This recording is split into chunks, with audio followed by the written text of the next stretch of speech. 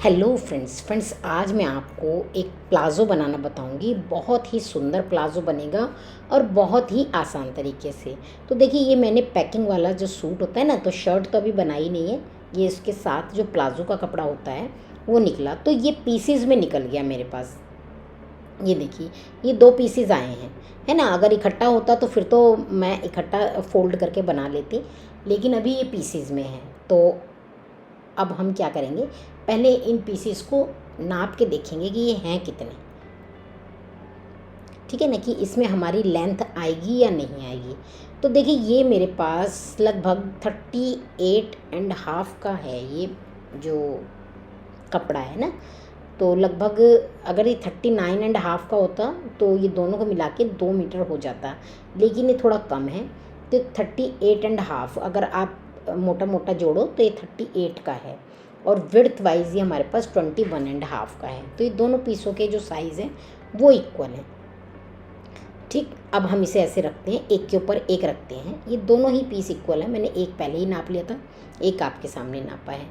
तो ये मैंने एक साथ रख लिया, यानी ये 4 फोल्ड में हो गया। अब मेरे पास तो ये पीसीज हैं, लेकिन अगर आपके पास इकट्ठा कपड़ा हो तो आप उसे 4 फोल्ड में इस तरह रख लेना। ठीक, चलिए अब हम इसमें ड्राफ्टिंग शुरू करेंगे। तो देखिए, ये मुझे प्लाज़ो बनाना है और ये 38.5 मुझे तैयार बनाना है। ठीक, तो ऊपर भी सिलाई में जाएगा। जब हम फोल्डिंग में पट्टी लगाएंगे तो इसमें जाता है।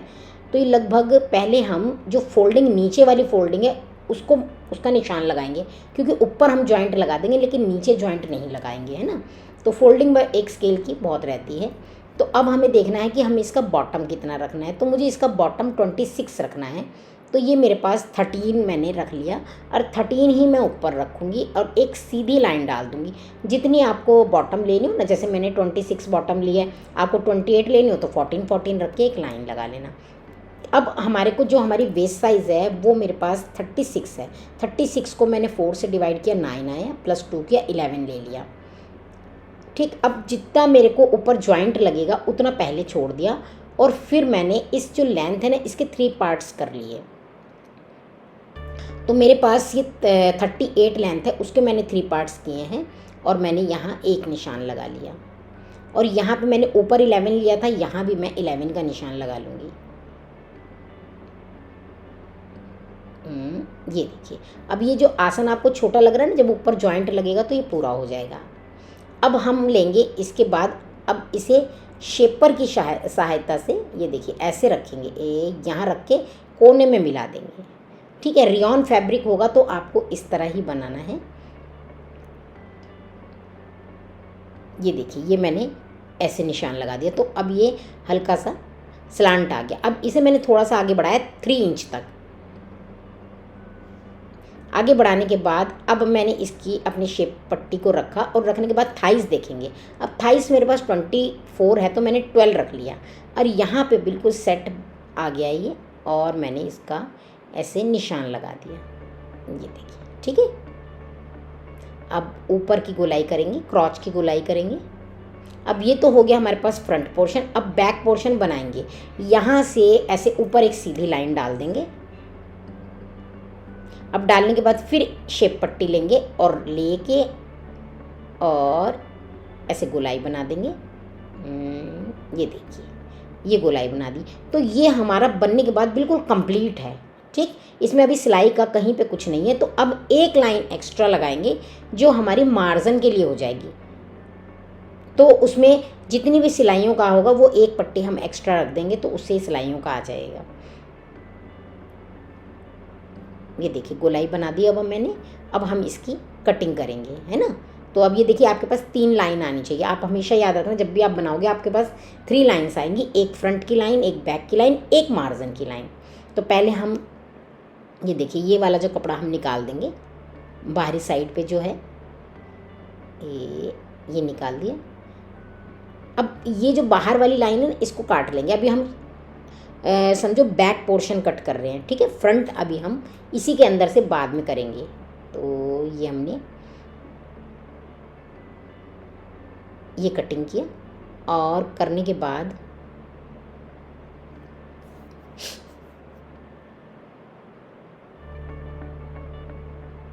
अब हम ये बाहरी लाइन काटेंगे, है ना। ये आपकी 3 लाइन्स होनी चाहिए, 1 2 3। तो जो बाहर की लाइन है उसको हम कट कर देंगे, बहुत ही आसान तरीके से, ये बिगनर्स के लिए है। अब ये अंदर वाली जो लाइन है इसको कट करेंगे, ये वाली, है ना। तो इससे क्या है, ये फ्रंट पोर्शन हो जाएगा और वो बैक पोर्शन हो जाएगा। तो जब भी आपको प्लाज़ो बनाना, बहुत बड़ी मोरी ना हो, नॉर्मल हो, तो उसको आप इसी तरह बनाना। बहुत बड़ी का होगा तो वो भी आपको आगे आगे आने वाले दिनों में बताएंगे, ठीक है। अब ये जो इसके साइड से कपड़ा बचा है ना, अब इसकी जो लेंथ है ना उसको पूरा करेंगे। चलिए अब हम इसको नाप के देख लेते हैं कि हमारे को कितना इसमें डालना है। तो ये हमारे पास 2 इंच कम आया था। तो पहले एक सीधी लाइन डाल लेते हैं और यहाँ पे देखिए 2 इंच हमारे पास कम आया, फोल्डिंग का अलग से लगाएंगे, ठीक है। और अब पहले फ्रंट की कट करेंगे। ये हमारे पास 11 है तो हम 11 इंच लेंगे और 2 इंच हाइट में लेंगे। तो ये 2 है तो ये कम हो जाएगा, क्योंकि इसमें अभी जब हम ऊपर का जॉइंट लगाएंगे उसका भी फोल्डिंग आएगा, तो ये पूरा हो जाएगा। और थोड़ा जब हमारा प्लाज़ो में जुड़ेगा कपड़ा तो 1 इंच कपड़ा तो वैसे ही कम हो जाएगा, 1 इंच इसमें बच जाएगा। तो ये हमने, ये देखिए फ्रंट की हमने 2 इंच की पट्टी काट ली। 2 से मैंने थोड़ी ज़्यादा ही रखी है, 2.5 की रखी है। अब बैक पोर्शन नापते हैं। तो अब ये जितना भी इसका बैक पोर्शन आया है उतना हम बैक साइड का कट कर लेंगे। ऐसे नहीं करना है कि आप पूरा ऊपर का जॉइंट एक साथ डाल दो, जैसे हम सलवार की बेल्ट डालते हैं ना, उस तरह नहीं डालना। प्लाज़ो में या पैंट में थोड़ा सा जॉइंट अलग डलता है। अब देखिए फ्रंट का हमने हाइट वाइज 2 इंच का लिया है और बैक का पोर्शन हम 3 इंच का हाइट वाइज लेंगे एक साइड का, क्योंकि बैक में हम जब भी बनाएंगे प्लाज़ो या पैंट तो वो हमारे को बैक साइड का 1 इंच एक्स्ट्रा ही रखना होगा क्रॉच की तरफ से। अभी कटिंग करते समय मैं आपको दिखाऊंगी और जोड़ने के बाद भी आपको दिखाऊंगी। ये देखिए अब फ्रंट का 2 इंच का और बैक साइड का ये देखिए 3 इंच का, ठीक है ना, दिख रहा है ना आपको, स्लांट में है ये कपड़ा। अब देखिए आपको जोड़ने का तरीका मैं बता देती हूँ, आप वहीं जोड़ देना। तो सबसे पहले ये बैक पोर्शन दोनों इसके साथ, ये फ्रंट पोर्शन है, एक इसके साथ और एक इसके साथ, ये आप जोड़ लेना। जैसे ही कटिंग करो जॉइंट की पहले ही उसको कट कर लो। चलिए अब हम इसकी पॉकेट कट करते हैं। तो ये पॉकेट की जो लेंथ बनेगी ये जितना आपका क्रॉच होता है ना, ये बिल्कुल उतनी बनती है। तो ये 2 इंच में हमने इसकी शेप दी है और ये 1 इंच की हमने तिरछी शेप दी है, ठीक है। अगर आपकी 12 इंच हाइट की पॉकेट है तो आप 12 इंच हाइट की पॉकेट ले लेना, ऊपर 6 इंच नीचे 7 इंच, इस तरह बनाना। तो ये हमारी पॉकेट हो गई है और ये हमारा जॉइंट्स हो गए हैं। तो ऊपर का जॉइंट जोड़ने का तरीका बता दिया। अब नीचे का आपको इसमें कट लगा लेना। जब कट लगा लोगे ना तो फिर आप जब सिलाई लगाओगे तो फिर इसके बाद इसको कट की सहायता लेके आप मोड़ देना, फिर ऊंचा नीचा होने की गुंजाइश ख़त्म हो जाती है। जोड़ते समय भी आपको कट्स आपस में मिला के जोड़ने हैं, ठीक है। अब देखिए मैंने क्या किया, इसके जॉइंट्स लगा लिए, नीचे की मोरी को मैंने सिल दिया और ये देखिए ये शेप आप देखो, ये कितनी अच्छी शेप आई है ना। बिल्कुल भी ये प्लाज़ो बीच से उठेगा नहीं, बिल्कुल सेट बैठेगा। जिस तरीके से मैं आपको कटिंग बता रही हूँ आप हमेशा ये देखिए, ऐसे उठाए ना तो बिल्कुल सीधा आ रहा है। तो और ऐसा भी नहीं होगा जैसे प्लाज़ो है ना बिल्कुल एकदम पेटीकोट के जैसा बहुत सारे लोग बना लेते हैं, ऊपर थाइस पे से बहुत लूज़ होता है। इसकी बहुत सुंदर शेप आएगी और आप देख रहे हैं क्रॉच के पास से इसकी शेप भी आप देखो कितनी अच्छी आई है। अब आप देख लेना जितनी आपकी तैयार लेंथ है, जैसे मेरे पास इसकी 38.5 लेंथ है, तो उतना लेने के बाद मैंने जब निशान लगाया तो ये थोड़ा सा मेरे पास फोल्डिंग के लिए बच रहा है। यहाँ मैं पट्टी लगाऊंगी, जितनी मेरी इलास्टिक की विड्थ होगी उतनी पट्टी लगाऊंगी। अब आप देख रहे हैं ना बैक साइड से 1 इंच बड़ा है, तो 1 इंच बड़ा ज़रूर रखना है। बस ये थोड़ा सा ऊंचा नीचा है वो कट कर रही हूँ, कटिंग बिल्कुल परफेक्ट पहले ही हो चुकी थी। ये देखिए, ठीक है। अब यहाँ पे मैंने इलास्टिक ले लिया है, जितना आपका वेस्ट साइज़ उससे 5 इंच कम इलास्टिक लेना है और एक पट्टी मैंने इसके अकॉर्डिंग कट कर ली है। ये देखिए ये मैंने कट कर ली, जितनी मेरी इलास्टिक है ना उससे थोड़ी सी बड़ी है, और लेके बस मैं इसको सीधी तरफ से रखूँगी और उल्टी तरफ पूरी पट्टी को फोल्ड कर दूँगी और फिर इसके अंदर लास्टिक डाल दूँगी। ये ऐसे करके लास्टिक डाल दूँगी। तो मैं आपको इसका फाइनल लुक दिखाती हूँ और फिर आप देखना, और आप बिल्कुल इसी तरह बनाना। बहुत ही आसान तरीके से बताया है।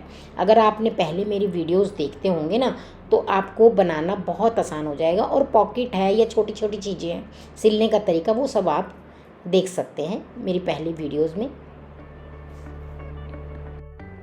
और फ्रेंड्स, अगर घेर बढ़ाना है आपको, तो आप इधर बाहरी साइड से घेर हल्का सा बढ़ा लेना, लेकिन बहुत ज़्यादा नहीं, है ना। थोड़ा सा ही आप इससे ज़्यादा बढ़ा सकते हो। और ज़्यादा बढ़ाना है तो आप ड्राफ्टिंग के टाइम में बढ़ाओ। और आप देखिए जॉइंट पे इंटरलॉक हो चुकी है, इलास्टिक बिल्कुल परफेक्ट डला है, क्रॉच भी बिल्कुल परफेक्ट आया है। देखिए बैक साइड का 1 इंच बड़ा दिख रहा है ना आपको, तो 1 इंच तो रखना ही है। लेंथ आप नापिए और 1 इंच एक्स्ट्रा रख दीजिए। किसी का ऊंचा नीचा ना भी बांधता हो ना, कि जैसे बहुत सारे लोग आगे से नीचा पीछे से ऊंचा बांधते हैं, तो अगर कोई बांधता है तो वो आप साइज़ में ले लेना, और नहीं तो फिर आपको 1 इंच तो बड़ा रखना है। और थाइस पे परफेक्ट फिटिंग होनी चाहिए। तो आप एक बार बिल्कुल इसी तरह बना के देखना, और फिर फ्रेंड्स मुझे बताना, और मेरी वीडियो को लाइक करना और चैनल को सब्सक्राइब करना।